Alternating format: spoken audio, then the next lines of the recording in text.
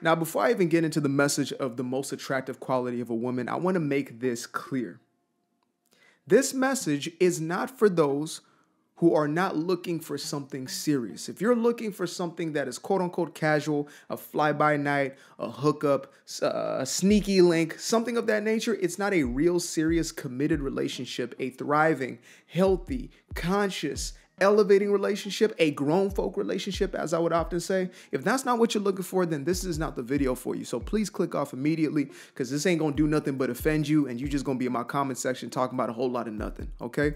We are here for grown folks. So when I mention women, I am speaking not of just biologically, I am speaking of a certain mentality. You are grown, you are a woman, you are elevated in your thinking, the way in which you show up in life. I'm not talking about you got some type of cosmetic surgery or you put something on in order to quote unquote make you more attractive. I'm talking about the deeper qualities of the individual. I'm talking about what attracts a man, not a male, but a man, one who has developed the qualities, one who stands in integrity, who has a righteous character about them, an individual who has matured past the stages of being a boy. This is who I'm directing this message to. So that being said, let's get right into it. What is it that attracted me to my queen? What made me see that woman and say she was the one? From day one, when I first had the very first 3-hour conversation that me and Bay had, I knew it. I knew she was the one. I could feel it. I could see it. I could sense it. And all this time later, I stand correct. Now, it's not because of, how obviously beautiful this woman is, which is obvious to anybody who has eyes to see, but instead it was because of those qualities that she represented and displayed and continues to display through and through. Those are the aspects that made me, as a man who has matured from boyhood, that's what made me look and say, wait a minute, this is different. This right here, I want to connect myself to. I'm not going to fumble this bag right here. Absolutely not. There is something about you that is nothing like anything else I've seen. And so what I'm going to explain to you today, it's going to do exactly that. Folks are always trying to stand out. They tell us we're in this, this marketplace of sort. And, basically you're trying to make yourself more valuable than the next person. I don't believe in that mentality. I believe that instead you're supposed to cultivate qualities within yourself to then attract the one who is your equivalent, your soulmate, the one who connects at a spiritual, at an emotional, mental, and physical level. So I'm not going to write off the physical. But the physical is not the same for everybody. We just been programmed and conditioned to believe we all want the same exact profile and archetype, which I believe is cap, okay? Some may disagree. Oh, there's biological factors that make somebody more attractive. Okay, we can talk that all day. But when you meet the one you know is the one and you're ready for it and they're ready for it, it don't matter. It don't matter if they got a damn paper bag over their head. You know when you know. Your spirit speaks louder than any of your words. Your energy speaks louder than any of your words ever will. So that being said, let's get into what is this characteristic? What is this quality that makes an individual the most attractive? Is it, is it the shape of their body? Is it how they do their makeup? Is it the length of the lashes? Hell to the no. It is nothing you can buy, and it is not even anything that you can fix in the gym or change in the gym. Now, again, those things are beautiful things. Take care of yourself. I am an advocate of health, wellness, fitness. Take care of yourself. That is one of the highest acts of physical self-love, a physical manifestation of self-love, right? Take care of your body 1000%. But that's not the most attractive quality. As a matter of fact, this quality will have somebody overlooking the rest of those qualities in some cases. Hopefully they don't have to because you're taking care of yourself, but nevertheless, they will be overlooked. A real man will see this in a woman and know immediately, yep, that's for me. And that quality is self-respect. Now, for some, you may have just heard that word and it brought shivers down your arms and spine. You felt some type of way, whether good, bad, or somewhere in between. You felt something when you heard that word, self-respect. You might have a very positive connotation because you know that you are somebody who is living with a high level of self-respect. Now, I do want to break this down because we live in the day and age of words, right? So everybody believes themselves to be, whatever the new buzzword is. So self-love comes out and all of a sudden it's like, oh yeah, I love myself. That's not how that works. Self-love is a journey. You get to the state of loving yourself by doing the work, by dealing with the trauma, by doing the shadow work, going deep within those stories that you have held for a lifetime and shedding them from yourself. That's how that works. So when it comes to self-respect, it's not that, oh yeah, self-respect. I have self-respect. How? Well, because, I have self-respect. Just because you say you have self-respect, you have self-respect. That's not how self-respect works. Self-respect is a way of living. It is a way that you show up in the world. It is a way that you value yourself and therefore others, and what you're willing to put up with yourself first and foremost, and then others. That is self-respect. Self-respect is when your no is no and your yes is yes. It is integrity. It is character. It is a high value placement upon the individual, not because you're a boss girl, not because you're him or her. That's not what makes you somebody who genuinely respects himself. Oftentimes that's rooted in ego. When you got to tell yourself, I'm the boss, I'm the this, I'm the that, you're trying to convince yourself into or out of something. The individual who respects himself genuinely, there's a quietness about it, right? Not saying it won't articulate, because those who respect themselves will, again, they will voice their opinion. They will tell the truth no matter who likes it or who does not. But there is not this over-exaggeration, right? You're not trying to overcompensate in some sort of way. Most of that is arrogance, and arrogance is nothing more than a masquerade for pride, which is a masquerade for fear. That's all that is. When I'm talking about self-respect, I'm talking about the individual who values themselves enough not to simply give themselves away. That right there is triggering all by itself, but we got to hear the truth from somewhere, and it's not out there because they don't give a damn about you. They're trying to sell you on a course or they're trying to sell you on an idea that's going to sell you on something else that you really don't need. Not me.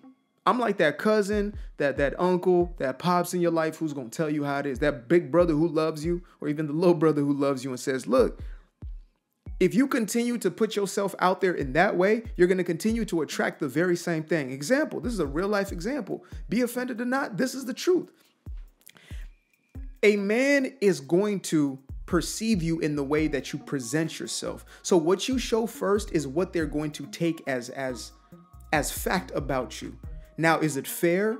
This ain't a conversation of fair. It's a conversation of the facts. It's a conversation of how things work. Like if somebody shows up to you right now, right? And they show up just, wasted. They're drunk. They're all over the place. They're blah, blah, blah. Are you supposed to say to yourself, let me just give them the benefit of the doubt, They're probably not like this. That's probably not who they are. They're probably such, a sober-minded, good-hearted, functional, not chaotic, not problematic individual. No, your honest opinion, your first discernment is not going to say that. Your discerning spirit's going to say, this looks like a dysfunctional individual. This looks like an individual who is masking their pain and they're using some sort of sedative. That's going to be the first thought. That's the natural tendency that comes up. And, we judge ourselves too much for judging at some points. We have to use that discernment. So if somebody came to you like that, imagine you show up and the first thing you're leading with is your behind, literally. The first thing you're leading with is your body. Now you may say, but that's what men want. No, I'm talking about men. Not those you have been told are men just because they have a look of it. They got a beard, they got muscles, they got all types of stuff. That does not make them a man per se. It makes them male, absolutely. But a man, the classification, at least the way I'm using it, is to classify one who has matured past boyhood into manhood. They have a certain way of thinking and perceiving the world, a certain way of moving. A male who is not yet able to be faithful in a monogamous relationship, but yet absent of monogamous relationships, is not a man yet. That's not a man yet. One who cannot keep their own word is not a man yet. So I'm not talking about them. I'm not talking about the ones who are all over the place. Just because they got the bag doesn't make them a man. There's a lot of boys with bags. Trust me. Every type of bag. Louis, Gucci, Versace, Hermes, every bag. Balenci, I guess they used to be canceled. Now they're back, right? All of a sudden. They were problematic, and now we're buying it again, but I ain't got nothing to say about that. Never bought Balenci in my life. But we find ourselves in these situations where we're confused. Why is it that, I'm not being taken serious by a man? Because a man will not take you serious if you're showing up like a girl. I promise you that. I promise you that. You may think that this person is judgmental or, they need to overlook certain things. But yet they have their own standard. As a man, you're moving through life in a certain way. You are looking to build a family nucleus. And you're looking to protect this family from the ideas of the world that the world spews inward, trying to have us, basically it breaks down our level of self-respect, our level of self-worth. That's what that's about. It's not about shame. It's not somebody trying to shame you. I mean, yes, there are some who will actively try to shame, but that's on, men and women, women and men. People try to shame each other all the time in order to get what they want. What I'm talking about is somebody who is genuinely mature enough to have a matured relationship, and they're looking for qualities that are going to stand the test of time, that are going to last past the looks. That's what that's about. They don't need somebody for the right now, and no, they're not looking for that. And the one who will just, you know what I mean? It's because presentation is everything. If you present yourself as a just right now, you're going to be perceived and you're going to be engaged with as a just right now. If you move as a just right now, you're going to be taken as a just right now. Now, you may say to yourself, well, but I'm not a just right now, but I've been taken in such a way. And I would have to say, why is it that you engage with those types of individuals? We have to introspect. This isn't just towards women. This is us as well. This is me articulating from that very same position. As a man, why did I get into those relationships? Because I obviously wasn't using my discernment. I wasn't willing to interrogate deep enough. I wasn't willing to see if this is a woman I'm dealing with. Is this somebody who is actually matured? Am I actually mature enough? Have I dealt with the traumas that, continue to perpetuate the very same cycles that I grew up seeing? Am I still living the same, as my girl would say, blueprint? Or is this me not moving from a matured and a healed or a healthy place? We have to be honest about these things.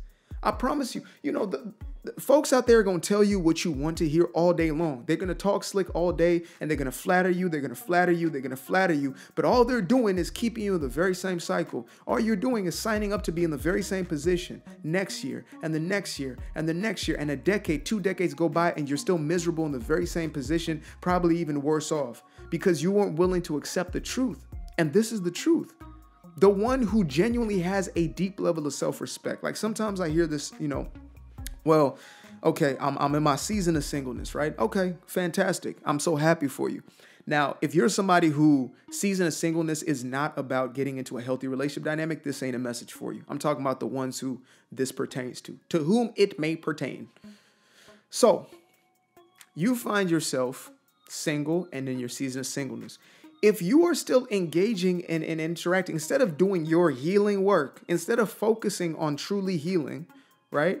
Not from a jaded place of, I don't need no man. No, I'm talking about if you're focused on you, truly focused on you, on healing those inner wounds, right? Of having that relationship between you and the inner child, like truly doing the work. I'm not talking about just posting about it on social. I'm talking about truly digging deep and dealing with the unresolved. If you are not placing yourself in a state of cleansing your relational environment, which means not being on the dating apps, it means not going back and forth and entertaining and engaging things. Like this ain't for the weak, y'all. This ain't for the weak. There is only a certain type of individual who is actually going to do what is necessary to get into the most dynamic. That's why there are very few of those relationships, because most people want to bypass and they're just going to entertain whatever, so they get whatever. They send a mixed bag to the universe. Oh, I want this type of person in my life, but you still have that position is filled. Like some people say, I'm single, but I don't get why I can't find nobody. You're not really single. You got soul ties. You're connected to people still. You have 17 people on your phone, 7 people on your phone, 3 people on your phone you're going back and forth with X. You have not actually cleansed yourself of that. You haven't gotten to a state where you have truly moved past it emotionally, mentally, as well as physically. And you may think, well, I mean, they don't mean nothing to me. We're just kind of back and forth, or, we're just hanging out. That hanging out is getting in the way of the husband that you want. It's getting in the way of the family that you want to build for yourself. Maybe it's not the traditional signing of the papers, but you want to be connected to somebody for a lifetime. You want that for yourself. I'm not talking to the polygamists right now, because sometimes they try to creep up in my messages talking about I go with the natural ways of humans. And so I got a message like that recently. Woman said, well, I go with the natural ways of being. So, monogamy has not been a historic part of humanity, blah, blah, blah. And I said, good luck. That's all I said, because I know where she's going to end up. Heartbroken, feeling some type of way down the road. I said, good luck. Good luck. I'm not talking to them folks. I'm talking to ones who are serious, who really are about this. And it's simple. When you cultivate that level of self-respect, you're not just going to give yourself to anybody. That means, and not just physically, but emotionally and mentally. You're not just going to feed into it. In the same way you wouldn't just give your ear to nonsense all day, hopefully, you're not going to give yourself to whatever. Because you're desperate. Desperate energy is a repellent of a real man. Desperate energy is a repellent of a real woman. That's straight facts. It's a repellent. It's going to push away the very thing that you desire. Because you're chasing perpetually. You're looking for something to fix, looking for something to solve externally, as opposed to dealing with what's in here, cultivating this aspect, getting back to a place where you are deserving of the best and you are moving in alignment with that. You can't just say, oh, I love myself, and then go out there and mistreat yourself. I don't know where they do that at. I really don't know where they do that. I don't. I've searched far, wide, near, here. I don't know where they do that at. That was a good one. The most attractive quality any human being can have is self-respect. Sometimes there's people who we might not even like them, but we respect them, you see, because they tell the truth. They are who they are. They're going to move how they move. And so that's a level of essentially, they respect themselves. They're honest. They're straight up. And those are the type of individuals you want to deal with through a lifetime. When you think about trust is built off of nothing more than an individual keeping their own word to themselves. They respect themselves. Those who treat themselves in a certain way, so they're going to treat you in a certain way. Somebody who does not have a level of self-respect can show up in the first sequence of a relationship and do their best to to pour it on, right? But at a certain level, it's going to cut off because they can't sustain what's not in them. They can't keep pouring water that they do not have. And so if you want somebody who's going to respect you, you must first respect yourself. And only then can you be equivalent of somebody who respects themselves enough to respect you. You can't, if you got somebody who's out there thugging, the bad boy, whatever it is, right? The Pookies or whatever the hell name they got nowadays. If that's who's in your life, they have no level of self-respect. And then you wonder why, oh my God, I can't believe things went left. Of course, they started left. That individual had no level of self-respect. Yes, they had a whole lot of other things going, and maybe those things attracted you. You know what I'm talking about. They were slanging. Okay. But what does that mean in the long term? What does that mean? I'm telling y'all, we are confused, dazed and confused. If we think that we can continue to move the way that we're moving and get a different result. That's what Brother Einstein said. That's the definition of insanity. Doing something the very same way and expecting a different result is the definition of insanity. We got to do something different if we want something different. Simple as that. I used to be afraid of the dark, place unknown like a heart in their heart. I used to see my life in the bar. Now the kids unchained, every shackle is lost. 2 steps in the moonlight, 2 step in the daytime. You just know when it feel right. You got a feeling the time's not. See you through those shades that I just threw on. Through my lenses, you just can't do no wrong. I fell in love with myself again. I fell in love with myself. I fell in love with the sunshine. I fell in love with the light. I fell in love with the full moon. I fell in love with the night.